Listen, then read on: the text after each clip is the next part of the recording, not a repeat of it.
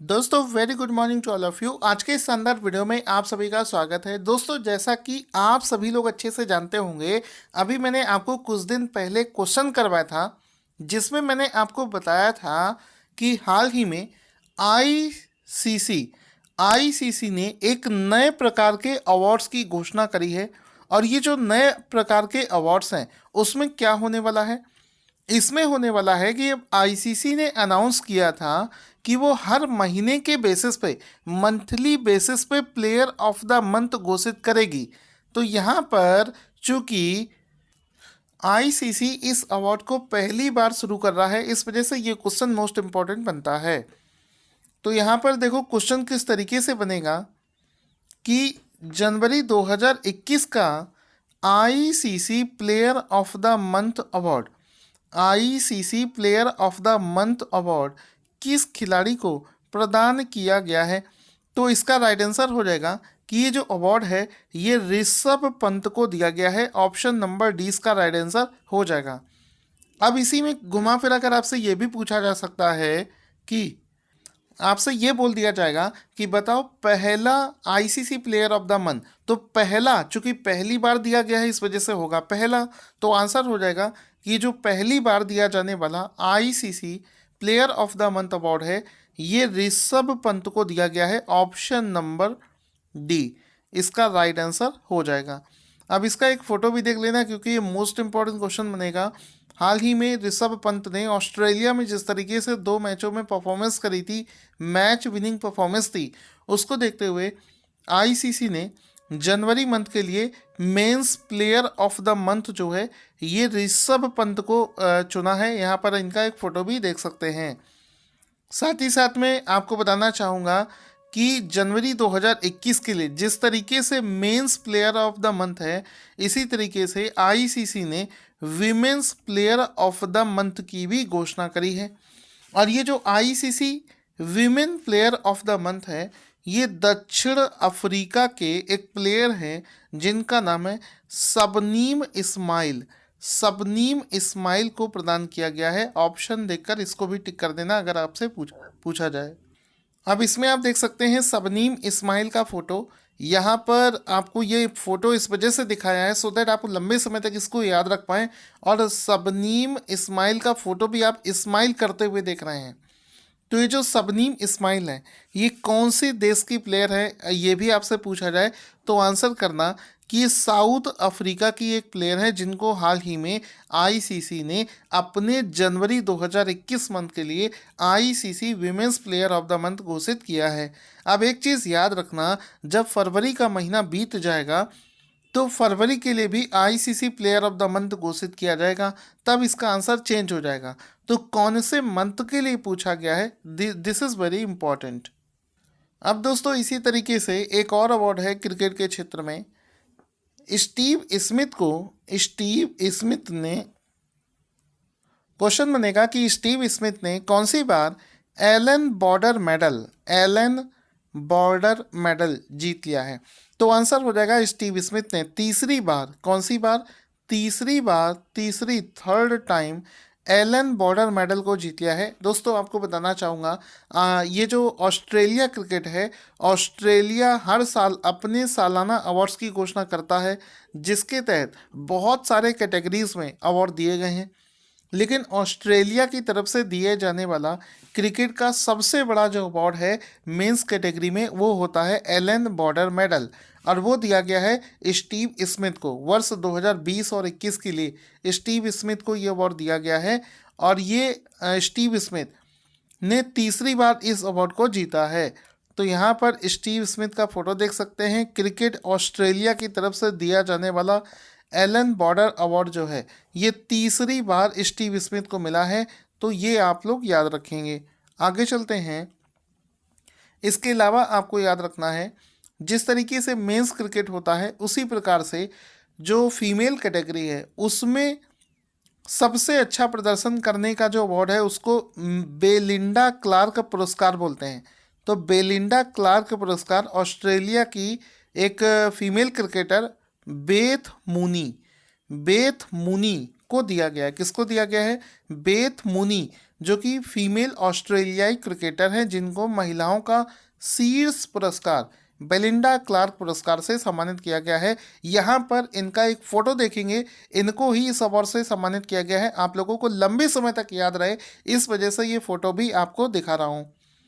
इसके बाद में एक क्वेश्चन बनता है कि सेंटर टावर की एक रिपोर्ट के अनुसार किस देश के टॉप 30 मोबाइल गेम्स ने बीते साल दुनिया भर में 9.24 बिलियन डॉलर की कमाई करी है। तो कौन सा ऐसा देश है जिसके टॉप 30 वीडियो गेम्स, आप दोस्तों देख सकते हैं जमाना क्या आ गया है कि जिस समय हम लोगों को वीडियो गेम्स खेलने से मना किया जाता था, आज वीडियो गेम्स ने इतनी कमाई करी है। तो आंसर हो जाएगा चाइना। चाइना के जो टॉप 30 वीडियो गेम्स हैं, उन्होंने पूरी दुनिया में सबसे ज़्यादा यानी कि 9.24 बिलियन डॉलर की कमाई के साथ में पहले स्थान पर आते हैं चाइनीज़ मोबाइल गेम्स। तो ऑप्शन नंबर सी इसका राइट आंसर हो जाएगा। साथ ही साथ में आपसे ये वाला फिगर भी पूछा जा सकता है कि चाइना के टॉप 30 मोबाइल गेम्स ने कितने बिलियन डॉलर की कमाई करी है। तो 9.24 बिलियन डॉलर की कमाई करी है। फिर आपसे अगर पूछा जाए कि इस टॉप 30 में सबसे ज़्यादा कमाई किसने करी है, तो एक चाइनीज़ मोबाइल ऐप है जिसका नाम है पबजी। पबजी गेम जो है उसने सबसे ज़्यादा कमाई करी है 1.06 बिलियन डॉलर, जो कि इंडियन रुपीस में हो जाएगा 7,000 करोड़। तो आप समझ सकते हैं 7,000 करोड़ रुपए ओनली पबजी मोबाइल गेम ने जीते हैं। तो यहाँ पर कमाई करी है। तो 1.06 बिलियन डॉलर के साथ में पबजी जो है पहले स्थान पर आता है। दोस्तों हाल ही में किस राज्य ने भिखारी मुक्त अभियान की शुरुआत करी है? तो ये जो भिखारी मुक्त अभियान है, ये हाल ही में राजस्थान सरकार के द्वारा चलाए जाने वाला एक प्रोग्राम है। ऑप्शन नंबर 20 का राइट आंसर हो जाएगा। इसमें भिखारियों को किस तरीके से मुक्त किया जाएगा? एक्चुअल में भिखारियों के लिए यहाँ पर टेम्परेरी जो पुनर्वास केंद्र हैं वो स्थापित किए जाएंगे, जिससे कि वो रोड पर भी भीख मांगने से अच्छा है कि इस पुनर्वास केंद्र में वो जाएं और वहाँ पर उनको छोटे छोटे कौशल विकास के कार्यक्रम उनको सिखाए जाएंगे, जैसे कि उनको कंप्यूटर की कक्षाएं, खेल, योग, ये सब सिखाया जाएगा सो दैट वो भिखारी का काम छोड़कर आत्मनिर्भर बन सकें। तो ये जो प्रोग्राम है जिसका नाम है भिखारी मुक्त अभियान, तो भिखारी मुक्त अभियान जो है राजस्थान सरकार के द्वारा चलाया जाएगा। ऑप्शन नंबर 20 का राइट आंसर हो जाएगा। अगला प्रश्न बनेगा कि हाल ही में राजस्थान में संसद के दूत पुस्तक के लेखक कौन हैं? तो ये जो पुस्तक हाल ही में रिलीज करी गई है, पार्लियामेंट्री मैसेंजर इन राजस्थान में संसद के दूत, ये जो पुस्तक है ये इसके लेखक कौन है? तो इसके लेखक का नाम है डॉक्टर के एन भंडारी। ठीक है, डॉक्टर के एन भंडारी इसका राइट आंसर हो जाएगा। और इस पुस्तक का विमोचन किसने किया है? दोनों अलग क्वेश्चन है, लेखक कौन है, विमोचन किसने किया है, दोनों में अंतर है। तो दोनों में डिफरेंस किस तरीके से है? इसके लेखक का नाम है के एन भंडारी और जिन्होंने इस पुस्तक को विमोचन किया है उनका नाम है वेंकैया नायडू। तो यहाँ पर दोनों चीज़ें आप लोग याद रखेंगे। यहाँ पर आप देख सकते हैं लिखा भी है कि vice president Venkaiah released book parliamentary messenger इन राजस्थान। ये इस पुस्तक का फोटो देख सकते हैं जिसके बारे में यहाँ पर डिस्कशन हो रहा है। अगला प्रश्न बनेगा कि हाल ही में कौन सा राज्य ई कैबिनेट को लागू करने वाला भारत का पहला राज्य बन गया है? तो ई कैबिनेट को लागू करने वाला भारत का पहला राज्य बना है हिमाचल प्रदेश। ऑप्शन नंबर डी इसका राइट आंसर हो जाएगा कि हिमाचल प्रदेश ई कैबिनेट को लागू करने वाला भारत का पहला राज्य बना है। इसमें आप देख सकते हैं, इस फोटो में आप देखोगे तो यही सारी चीज़ें लिखी हैं। लिखा है Himachal Pradesh becomes the first state in the country to host e cabinet at Shimla. तो शिमला में इस ई कैबिनेट को लॉन्च किया गया है। तो इसमें ई कैबिनेट होने से फ़ायदा क्या होगा? ई कैबिनेट होने से फ़ायदा ये होगा कि इसमें जो कैबिनेट का जो मीटिंग्स होता है उसमें होने वाले जितने भी काम हैं उसको डिजिटल तरीके से किया जाएगा, यानी कि सारी चीज़ों को डिजिटलाइज किया जाएगा। एक मोबाइल एप्लीकेशन और वेब पोर्टल डेवलप किया गया होगा जिसमें कि किसी भी प्रकार की चीज़ों को पढ़ा जा सकता है, सेव किया जा सकता है, और भी कैबिनेट के अंदर में होने वाली जितनी भी और चीज़ें हैं जैसे कि फाइल ट्रांसफ़र करना हुआ, अपने विचार रखना हुआ, वोटिंग प्रक्रिया हो गई, इन सभी चीज़ों को डिजिटल कर दिया गया है। और ऐसा करने वाला हिमाचल प्रदेश पूरे भारत का पहला राज्य बना है। तो ई कैबिनेट को लागू करने वाला पहला राज्य बना है हिमाचल प्रदेश। आगे चलते हैं, आपको याद हो जाएगा।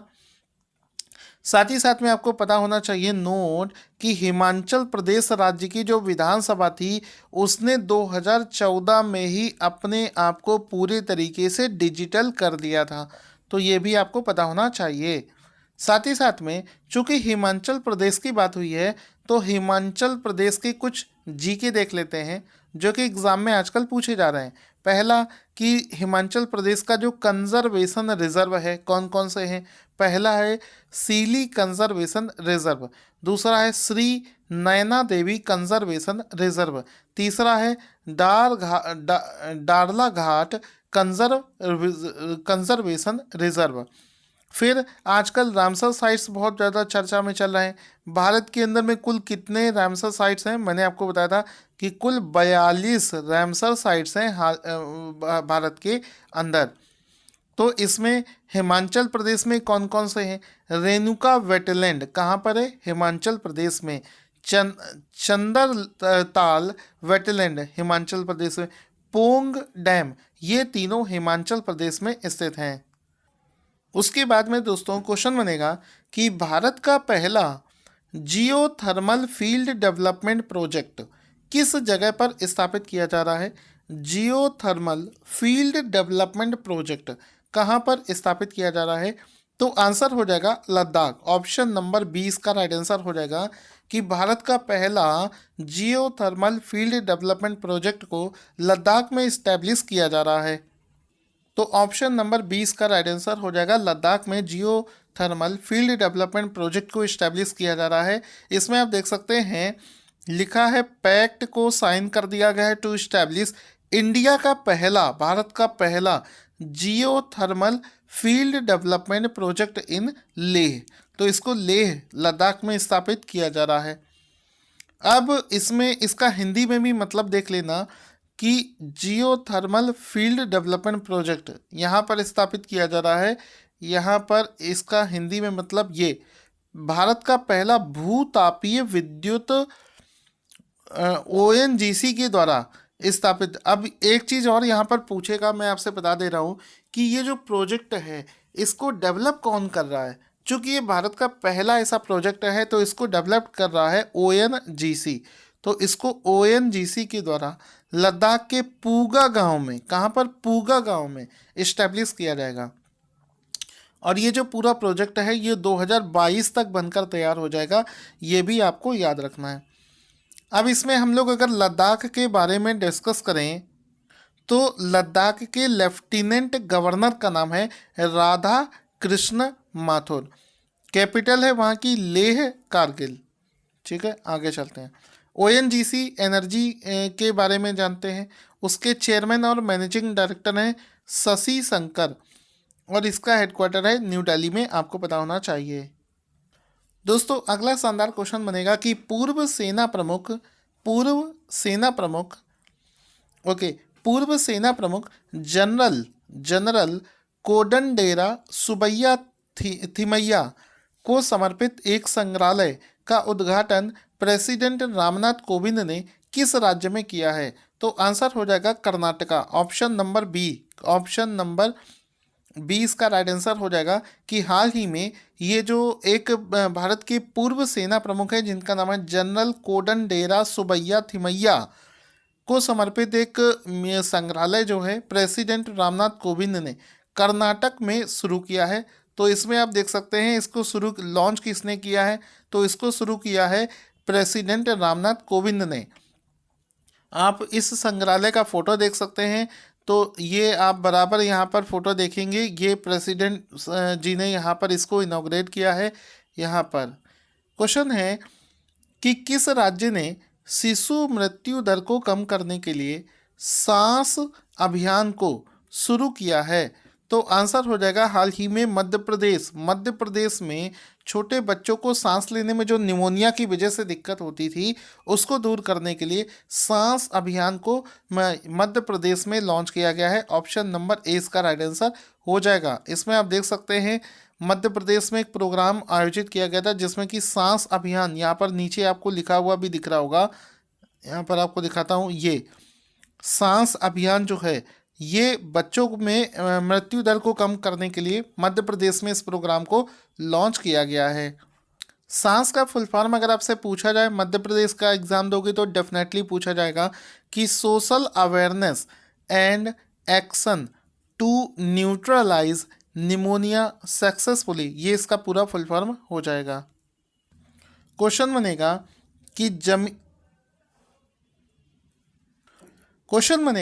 कि जमीन की धोखाधड़ी को रोकने के लिए उत्तर प्रदेश सरकार ने सभी तरह की जमीनों को कितने अंकों का एक यूनिक कोड देने की घोषणा करी है? तो आंसर हो जाएगा, बहुत ही शानदार तरीके से निर्णय लिया गया है कि 16 अंकों का।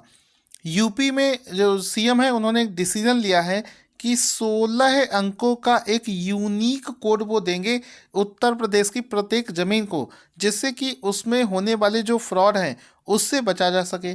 तो बहुत ही अच्छा इनिशिएटिव है, उत्तर प्रदेश में इसकी घोषणा करी गई है। और यहाँ पर योगी आदित्यनाथ जी का आप एक ट्वीट भी देख सकते हैं जिसमें उन्होंने लिखा है, नए भारत के उत्तर प्रदेश में माफियाओं के लिए कोई जगह नहीं है।